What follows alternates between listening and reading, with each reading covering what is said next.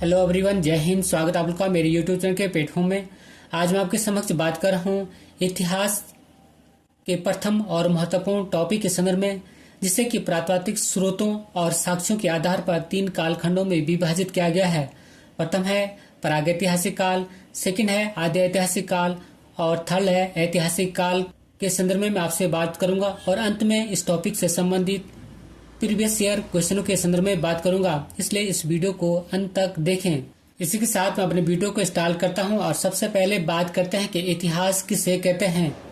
इतिहास शब्द की व्युत्पत्ति इति धन ह धनहास 3 शब्दों से मानी जाती है और जिसका अर्थ होता है निश्चित रूप से ऐसा हुआ, अर्थात इतिहास अतीत में घटित घटनाओं का विवरण है और मानव जीवन की घटनाओं का लिखित वर्णन ही इतिहास कहलाता है। बात करो मैं हिस्ट्री शब्द के संदर्भ में, तो हिस्ट्री शब्द का प्रयोग सर्वप्रथम हेरोडोटस ने अपनी पुस्तक हिस्टोरिका में किया था, इसलिए हेरोडोटस को ही इतिहास का जनक या इतिहास का पिता कहा जाता है। अब बात करते हैं अपने मेन टॉपिक के संदर्भ में, तो लिखित और पुरातात्विक साक्ष्यों या स्रोतों के आधार पर प्राचीन भारत को 3 भागों में बांटा गया है।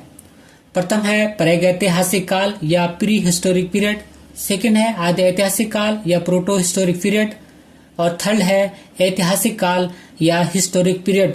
बात करूं मैं प्रागैतिहासिक काल के संदर्भ में, तो इस काल में मानव किसी लिपि और लेखन कला से परिचित नहीं था, इसलिए इस काल के संदर्भ में कोई लिखित जानकारी प्राप्त नहीं होती है। मात्र पुरातात्विक साक्ष्यों के आधार पर ही इस काल के संदर्भ में हमें जानकारी प्राप्त होती है। और इस कालखंड को 2 कालखंडों में बांटा गया है, पाषाण काल और ताम्र काल। बात करूं मैं आद्य ऐतिहासिक काल के संदर्भ में, तो इस काल में मानव लिपि से परिचित थे, पर यह लिपि पढ़ी नहीं जा सकी है, जैसे हड़प्पा या सिंधु घाटी सभ्यता, क्योंकि हड़प्पा या सिंधु घाटी सभ्यता की लिपि को भी अभी तक पढ़ा नहीं गया है। और इस काल के संदर्भ में भी हमें केवल पुरातात्विक साक्ष्यों के आधार पर ही जानकारी प्राप्त होती है। बात करूं मैं ऐतिहासिक काल के संदर्भ में, तो इस काल में मानव किसी न किसी लिपि से परिचित था और वह पढ़ी भी जा सकती है। इस प्रकार हमें इस काल के संदर्भ में पुरातात्विक साक्ष्यों के साथ साथ साहित्यिक स्रोतों से भी जानकारी प्राप्त होती है, जैसे वैदिक काल, गुप्त काल, मौर्य काल के संदर्भ में हमें इसी प्रकार की जानकारी से प्राप्त होती है। और इस कालखंड को 3 उप कालखंडों में बांटा गया है। प्रथम है प्राचीन भारत, सेकंड है मध्यकालीन भारत और थर्ड है आधुनिक भारत। यदि पुनः बात करें प्रागैतिहासिक काल के संदर्भ में, तो इसे 2 कालखंडों में विभाजित किया गया है। प्रथम है पाषाण काल, सेकंड है ताम्र काल। और इस पाषाण काल को 3 कालखंडों में पुनः बांटा गया है। प्रथम है पूरा पाषाण काल, सेकंड है मध्य पाषाण काल और थर्ड है नव पाषाण काल। और पुनः इस पूरा पाषाण काल को 3 उप कालखंडों में विभाजित किया गया है। प्रथम है निम्न या पूर्व पाषाण काल, सेकंड है मध्य पूरा पाषाण काल और थर्ड है उच्च पूरा पाषाण काल। और इन सभी टॉपिकों के संदर्भ में हम इस वीडियो में एक एक करके बात करेंगे। बात करूं मैं प्रागैतिहासिक काल के संदर्भ में, तो इस काल का टाइम पीरियड 25 लाख ईसा पूर्व से 2500 ईसा पूर्व के मध्य स्थित है। प्रागैतिहासिक काल का अर्थ होता है इतिहास से पूर्व का युग, और इस प्रागैतिहासिक काल को प्रस्तर युग या पाषाण युग भी कहते हैं। इस काल में मानव किसी लिपि से परिचित नहीं था। इस कालखंड की जानकारी हमें केवल अवशेषों से मिलती है, अथवा जिस काल का कोई लिखित साक्ष्य नहीं मिलता है और जिस काल की जानकारी हमें केवल पुरातात्विक स्रोतों या साक्ष्यों से मिला है, उसे प्रागैतिहासिक काल कहते हैं। और इस प्रागैतिहासिक काल की खोज सर्वप्रथम 1863 ईस्वी में रॉबर्ट ब्रूसफुट ने की थी।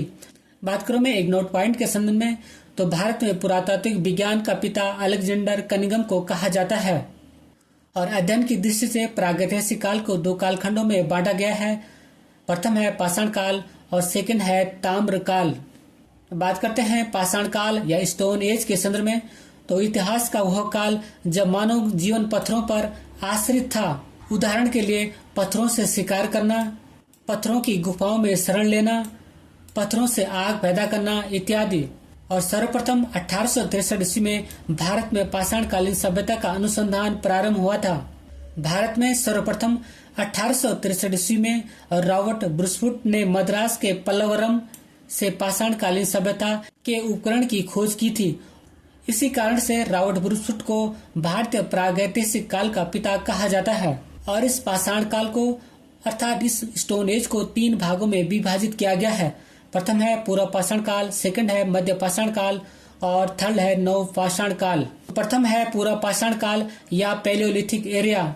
इस कालखंड का समय 20 लाख ईसा पूर्व से 10,000 ईसा पूर्व के मध्य स्थित है और यह इतिहास का सबसे प्रारंभिक समय था। इसी समय के मानव को आदि मानव कहा जाता है। और रॉबर्ट ब्रूसफुट पहले व्यक्ति थे जिन्होंने 1863 ईस्वी में भारत में पूरा पाषाण औजारों की खोज की थी। अर्थात कह सकते हैं कि भारत में पूरा पाषाण औजारों की खोज सर्वप्रथम रॉबर्ट ब्रूसफुट ने की थी और इन्होंने मद्रास के पास पलवरम नामक स्थान से पहला पूरा पाषाण कालीन औजार हैंडक्स प्राप्त किया था। बात करते हैं पूरा पाषाण काल की जीवन शैली के संदर्भ में। काल में मानव जीवन अस्थिर था, अर्थात अस्थायी जीवन शैली थी। जैसे गुफा, अस्थायी झोपड़ियां, मुख्यतः नदी और झीलों के किनारे रहता था।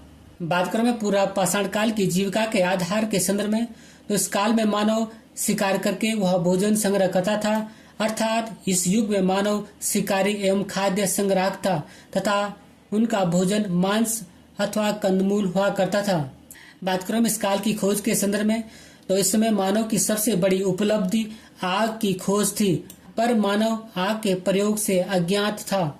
बात करते हैं इस काल के औजार के संदर्भ में, तो इस काल में मानव हाथ से बने अथवा प्राकृतिक वस्तुओं का औजार के रूप में उपयोग करता था, जैसे भाला, कुल्हाड़ी, धनुष, तीर आदि।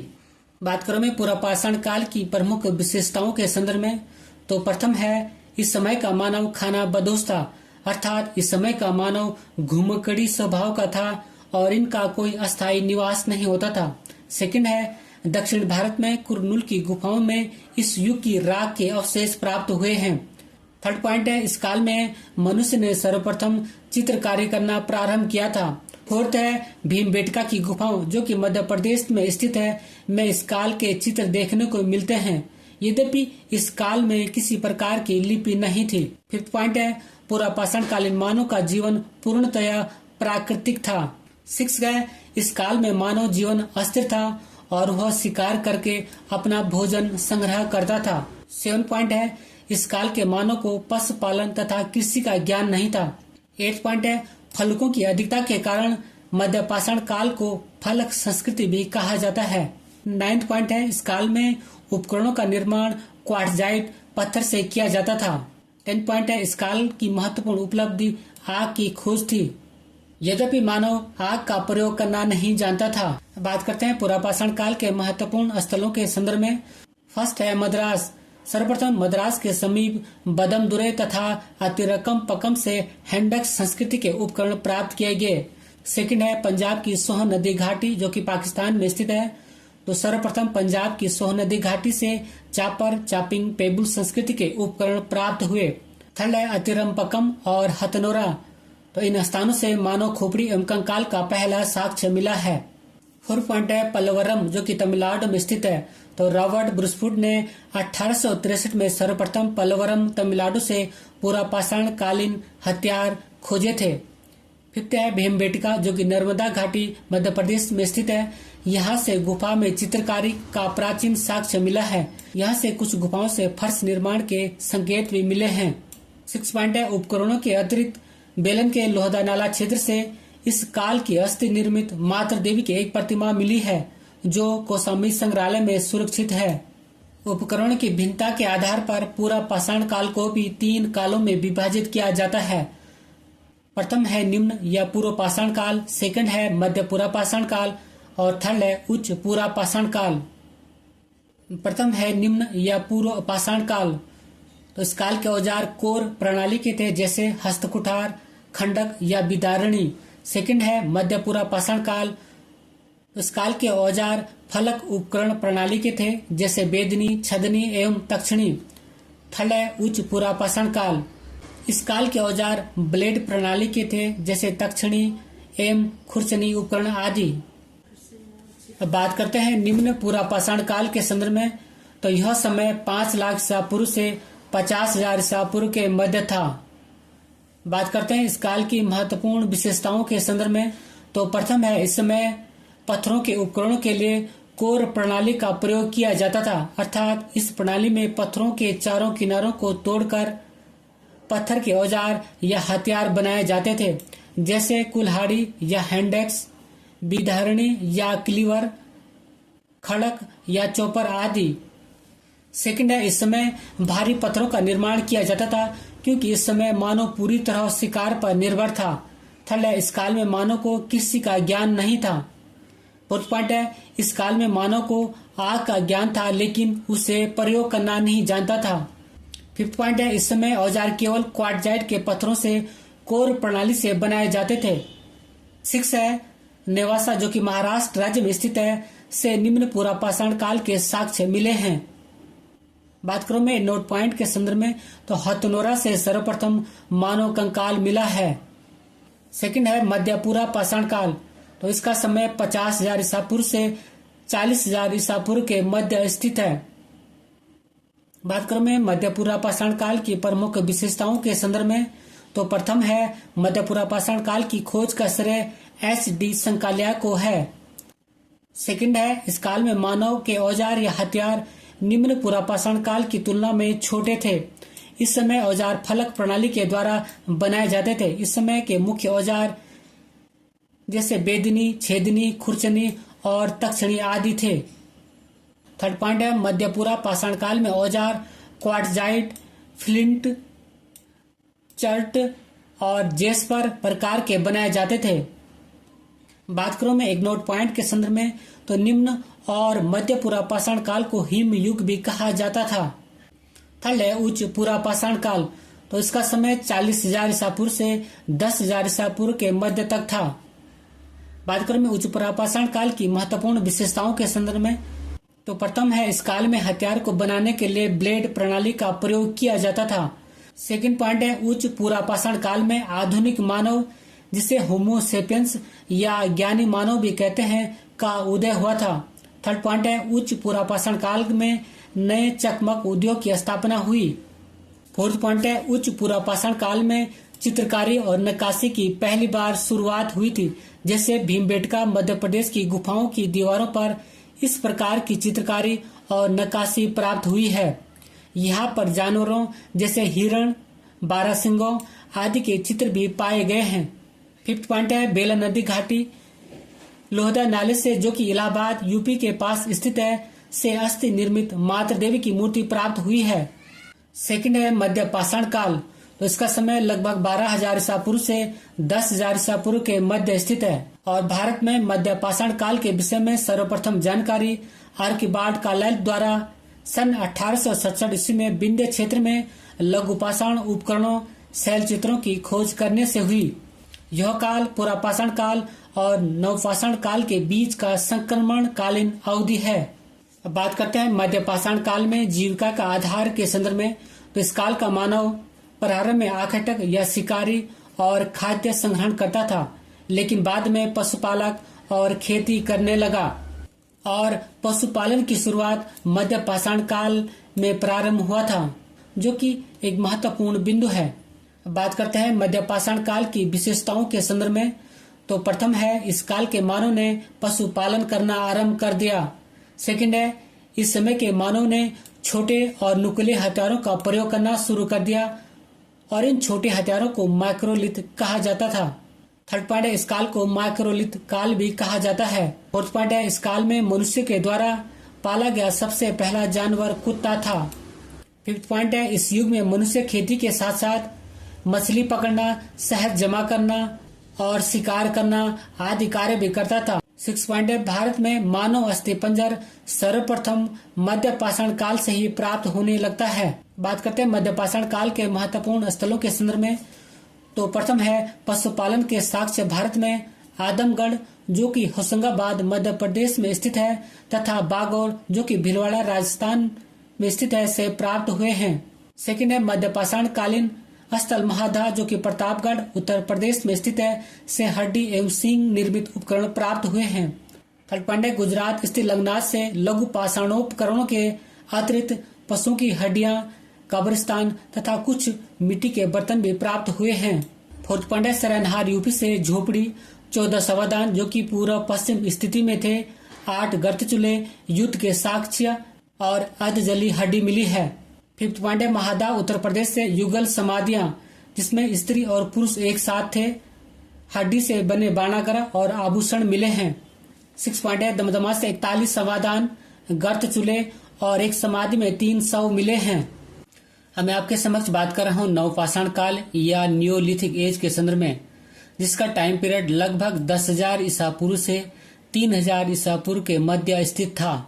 मध्य पाषाण काल के बाद नवपाषाण युग में मनुष्य के जीवन में बहुत अधिक परिवर्तन आया। इस युग में वह भोजन का उत्पादक हो गया, अर्थात उसे कृषि पद्धति का अच्छा ज्ञान हो गया था। अब बात करते हैं नवपाषाण काल में जीविका का आधार के संदर्भ में, तो इस समय मनुष्य ने कृषि करना प्रारंभ कर दिया और साथ में विधिवत पशुपालन भी शुरू कर दिया था। अर्थात कह सकते हैं इस काल में मनुष्य ने कृषि करना और पशुपालन करना शुरू कर दिया था। नवपाषाण काल में मनुष्य कृषक और पशुपालक दोनों था।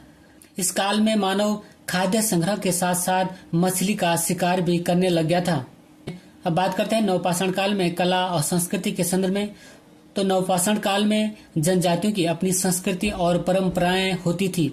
भाषा और संगीत, चित्रकारी आदि से इनकी संस्कृति का ज्ञान होता है। अब बात करते हैं नवपाषाण काल की जीवन शैली के संदर्भ में, तो अस्थायी जीवन शैली अर्थात इस काल में मानव ने अस्थायी आवास बना लिया था और मानव इस काल में खेतों के आसपास छोटी बस्तियां बनाकर रहते थे।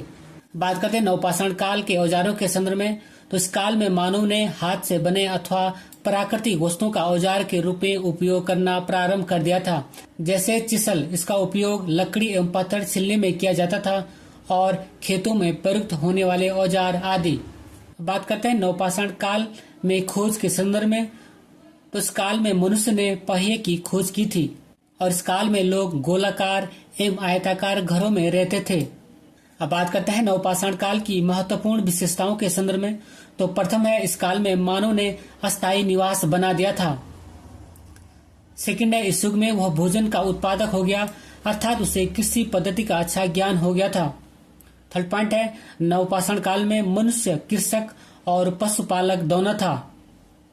फोर्थ पॉइंट है नवपाषाण काल में मनुष्य ने पहिए की खोज की थी, जो कि एक महत्वपूर्ण खोज थी। फिफ्थ पॉइंट है इस काल में अर्थात नवपाषाण काल में बेसाल्ट, डोलराइट आदि पत्थरों से औजार बनाने का कार्य प्रारंभ हुआ था। 6 पॉइंट है इस काल में औजार या हथियार को बनाने के लिए स्लेट का उपयोग किया जाता था। अब बात करते हैं नवपाषाण काल के महत्वपूर्ण स्थलों के संदर्भ में, तो प्रथम है कोल्डी हवा। यह स्थान इलाहाबाद जिले में बेलन नदी के तट पर स्थित उत्तर प्रदेश में स्थित है और इस स्थान से 650 ईसा पूर्व के चावल या धान के साक्ष्य मिला है, जबकि कृषि के प्राचीनतम साक्ष्य लहुरा देव संत कबीर नगर उत्तर प्रदेश से मिले हैं, जो कि 9000 ईसा पूर्व से 8000 ईसा पूर्व के मध्य के थे।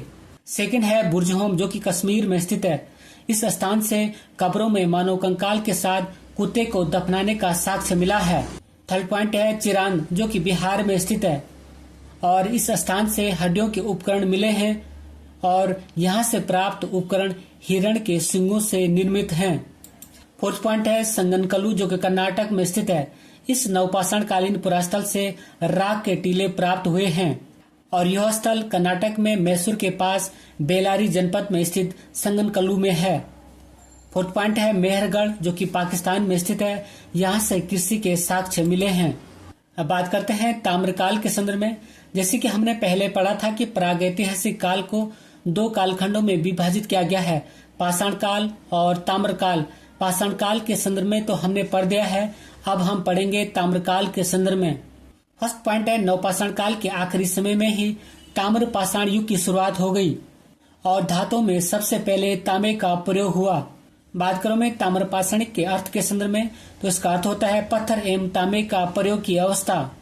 थर्ड पॉइंट है इस चरण में पत्थर एवं तांबे के उपकरणों का साथ साथ प्रयोग जारी रहा। इसी कारण से इसे ताम्र पाषाणिक संस्कृति या चालकोलिथिक या कैल्कोलिथिक युग भी कहा जाता है।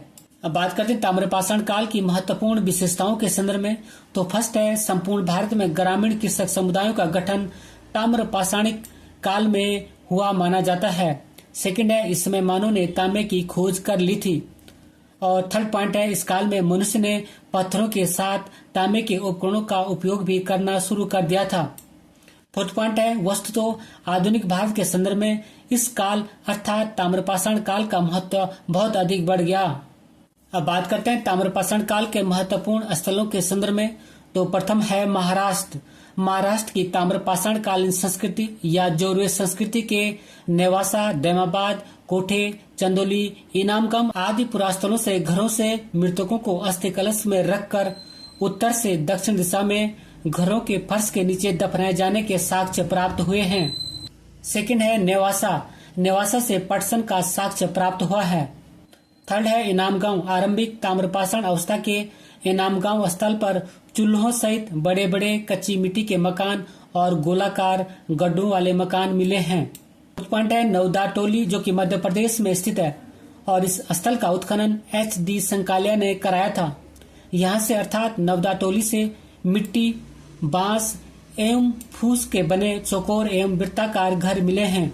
यहाँ के मूल मृदभांड लाल काले रंग के हैं, जिन पर ज्यामितीय आरेख उत्कीर्ण है। अब बात करते हैं प्रागैतिहासिक काल से संबंधित महत्वपूर्ण प्रश्नों के संदर्भ में, जो कि पूर्व की परीक्षाओं में कई बार पूछे जा चुके हैं। फर्स्ट क्वेश्चन है, इतिहास का जनक किसे कहा जाता है? तो आंसर है हीरोडोटस को। क्वेश्चन नंबर सेकंड है, भारतीय पुरातत्व का पिता किसे कहा जाता है? तो आंसर है अलेक्जेंडर कनिंघम को। क्वेश्चन नंबर थर्ड है, पाषाण काल किस ऐतिहासिक काल से संबंधित है? तो आंसर है प्रागैतिहासिक काल से। क्वेश्चन नंबर 4 है, मानव द्वारा पाला गया प्रथम जानवर कौन सा था? तो आंसर है कुत्ता। और ये क्वेश्चन भी कई बार एग्जामों में पूछे जा चुके हैं। क्वेश्चन नंबर 5 है, किस काल को माइक्रोलिथ कहा जाता है? तो आंसर है मध्य पाषाण काल को। इस काल में मनुष्य के द्वारा छोटे छोटे औजारों के कारण इसे माइक्रोलिथ काल कहा जाता है। क्वेश्चन नंबर 6 है, मानव द्वारा खोजी गई सबसे पहली धातु कौन सी थी? तो आंसर है तांबा। क्वेश्चन नंबर 7 है, मनुष्य द्वारा बनाया गया प्रथम औजार क्या था? तो आंसर है कुल्हाड़ी। क्वेश्चन नंबर 8 है, सबसे पहले कृषि के प्रमाण कहाँ पर देखने को मिले? तो आंसर है मेहरगढ़ पाकिस्तान में। क्वेश्चन नंबर 9 है, सबसे पहले चावल के साक्ष्य कहाँ पर देखने को मिले? तो आंसर है कोल्डी हवा उत्तर प्रदेश में। क्वेश्चन नंबर 10 है, आग का आविष्कार किस काल में हुआ था? तो आंसर है पूरा पाषाण काल में। क्वेश्चन नंबर 11 है, कृषि का आविष्कार किस काल में हुआ? तो आंसर है नवपाषाण काल में। इस समय अर्थात नवपाषाण काल में मनुष्य ने कृषि करना प्रारंभ कर दिया और साथ में विधिवत पशुपालन भी शुरू कर दिया। नवपाषाण काल में मनुष्य कृषक और पशुपालक दोनों था। क्वेश्चन नंबर 12 है, पहिए का आविष्कार किस काल में हुआ? तो आंसर है नवपाषाण काल में। क्वेश्चन नंबर 13 है, मनुष्य में अस्थायी निवास की प्रवृत्ति किस काल में हुई? तो आंसर है नवपाषाण काल में। क्वेश्चन नंबर 14 है, मानव द्वारा सर्वप्रथम प्रयुक्त अनाज क्या था? तो आंसर है जौ। क्वेश्चन नंबर 15 है, कौन सा स्थल प्रागैतिहासिक चित्रकला के लिए प्रसिद्ध है? तो आंसर है भीमबेटका, जो कि मध्य प्रदेश में स्थित है। क्वेश्चन नंबर 16 है, भारतीय उपमहाद्वीप में कृषि के प्राचीनतम साक्ष्य कहाँ से प्राप्त हुए हैं? तो आंसर है मेहरगढ़ पाकिस्तान से। क्वेश्चन नंबर 17 है, प्रथम मानव जीवाश्म भारत की किस नदी घाटी से प्राप्त हुआ था? तो आंसर है नर्मदा घाटी से। क्वेश्चन नंबर 18 है, उस स्थल का नाम बताइए जहां से प्राचीनतम अस्थायी जीवन के प्रमाण मिले हैं? तो आंसर है मेहरगढ़ पाकिस्तान से। क्वेश्चन नंबर 19 है, पूरा पाषाण काल में आदि मानव के मनोरंजन का साधन क्या था? तो आंसर है शिकार। क्वेश्चन नंबर 20 है, भारत में किस शिलाश्रय से सर्वाधिक चित्र प्राप्त हुए हैं? तो आंसर है भीमबेटका से।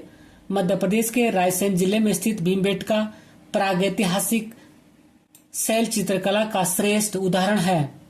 क्वेश्चन नंबर 21 है, एक ही कब्र में 3 मानव कंकाल कहाँ से मिले हैं? तो आंसर है दमदमा से। क्वेश्चन नंबर 22 है, हड्डी निर्मित आभूषण भारत में मध्य पाषाण काल के संदर्भ में किस स्थल से प्राप्त हुए हैं? तो आंसर है महदा उत्तर प्रदेश से।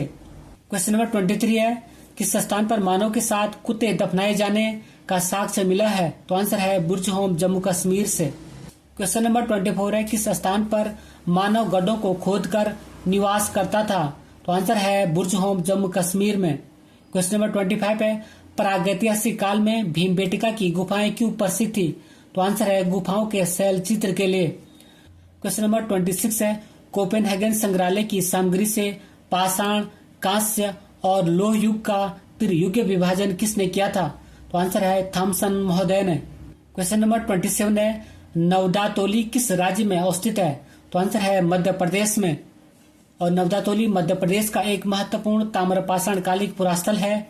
इसका उत्खनन HD संकालिया महोदय ने कराया था। यहाँ से मिट्टी, बांस एवं फूस के बने चौकोर एवं वृत्ताकार घर मिले हैं और यहाँ के मूल मृदभांड लाल काले रंग के हैं, जिन पर ज्यामितीय आरेख उत्कीर्ण है। क्वेश्चन नंबर 28 है, किस एक पुरास्थल से पाषाण संस्कृति से लेकर हड़प्पा सभ्यता तक के सांस्कृतिक अवशेष प्राप्त हुए हैं? तो आंसर है मेहरगढ़, बलूचिस्तान, पाकिस्तान से। इसी नोट के साथ मैं अपने वीडियो को समाप्त करता हूं। अगर आपको मेरा वीडियो का कंटेंट पसंद आए तो वीडियो को लाइक करें, शेयर करें, कमेंट्स करें और यदि चैनल पर नए हैं तो चैनल को सब्सक्राइब करें। Thank you for watching. God bless you. जय हिंद।